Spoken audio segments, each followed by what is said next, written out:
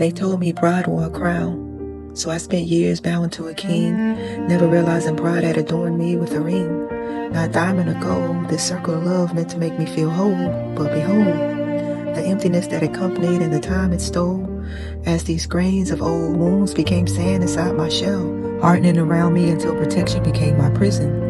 No more pleading for honor from those committed to dishonor and deception. No more begging for loyalty from hands that handle my love like a weapon. As I lowered their flag from the kingdom they built inside my mind, as I bridged a new alliance, as my breastplate is now forged from broken promises, stitched with defiance. Every heartbreak, another piece fitted to my body with perfection, as words stitched from texts and DMs fueling this insurrection. As my helmet is now engraved with every name that mistook my softness for surrender. So every day I grow stronger and tougher, but became a little less tender.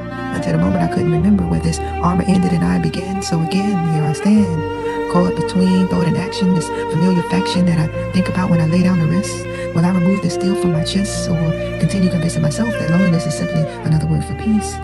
I mean, will I finally drop my pride to the side and gamble on a heartbeat, or remain faithful to the echo of this past lover's breath that was lament with grief?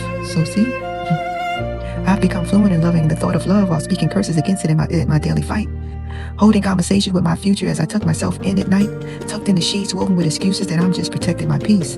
Blanket stitched with it's not time and I'm focused on my purpose. These sweet harmonies turn lullabies my mind sings to my heart to lull me to sleep, so my heart won't notice how quiet the room has become as it slowly creeps into my dreams, searching for truth. Because silence sounds a lot like safety when you survived enough storms. And now I've let logic become my lover, as living in reason has become my everyday norm, as I'm spoon feeding my emotions bite by bite until my heart accepts starvation as discipline. As I begin comforting myself with decisions of my mind, as I feel the wind blowing colder as my body turns blue, when my spirit begins to wander, barefoot, looking for its home that I boarded shut as I ponder, lost in these ideologies that marriage doesn't complete me and partnership doesn't create me. These ideologies formed as I met myself and learned my own language, as I two-stepped with my shadows and stepped out of this mental anguish. I held my own hand as a comforter through those nights, so it's like, no, I don't need someone to make me whole, but I tend to wonder, have I become so committed to protecting my wholeness that I have forgotten how to receive? Because receiving is a weakness. It's trust as I begin to believe, but trust feels dangerous when my nervous system mistakes vulnerability for abandonment.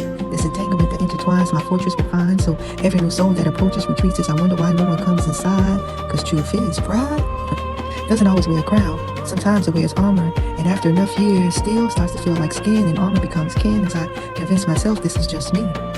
This untouchable, unmovable force, so I just let it be. But the problem is, as I expand, I can't help but see. Healing is improving how much weight I can carry. Healing is remembering I was never born to bear this armor, so I choose to bury it.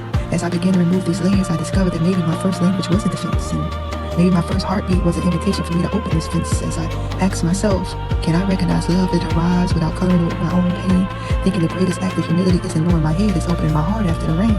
Discovering that the very thing I've been praying for has never been fighting to get into my life. It's been patiently waiting for me to unlock the door as I turn a blind eye to strife, and I realized the armor was never protecting my heart, and I didn't need it to survive, as I finally saw it was protecting my fear from discovering that my heart was still alive.